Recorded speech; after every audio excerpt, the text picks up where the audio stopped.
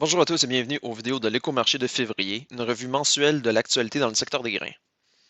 Le rapport de Loisier sur l'offre et la demande a été de neutre à baissier car les baisses de production en Amérique du Sud ont été plus modérées que prévu et les importations chinoises de soya ont fléchi. Le 24 février dernier, la Russie a envahi l'Ukraine. Pour le secteur des grains, c'est un événement majeur car ces deux pays sont d'importants exportateurs de blé, de maïs et d'huile de tournesol. De plus, la Russie est un exportateur majeur d'engrais et de gaz naturel qui, ce dernier, sert à la production d'engrais. Loisier a dévoilé ses premières estimations des superficies ensemencées pour 2022 aux États-Unis lors de son fameux Outlook.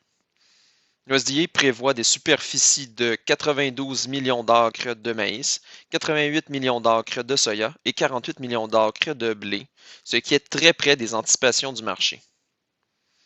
Les estimations des stocks de fin sont censées grandement augmenter pour le maïs, tout en restant à des niveaux que l'on a connus au cours des dernières années, s'accroître légèrement pour le blé et fléchir un tout petit peu pour le soya en raison d'une forte demande pour la trituration.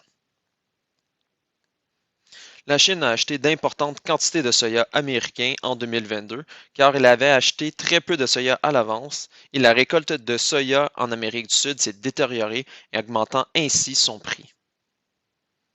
Au Brésil, les récoltes de soya sont complétées à 33%, en avance par rapport à 15% l'an passé. En Argentine, les récentes pluies ont amélioré la condition de bonne à excellente du maïs et du soya, mais elles demeurent inférieures à celles de l'an passé. Les bases locales pour livraison immédiate ont fléchi pour le maïs et le soya, limitant ainsi la hausse du prix causée par la forte augmentation du prix des contrats à terme.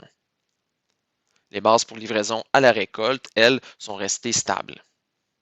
Ce fut un aperçu du mois de février. J'espère que cela vous a plu. Si vous voulez en lire notre texte complet, je vous invite à le consulter sur notre site internet au www.pgq.ca. Je vous donne rendez-vous dans un mois pour l'édition de mars.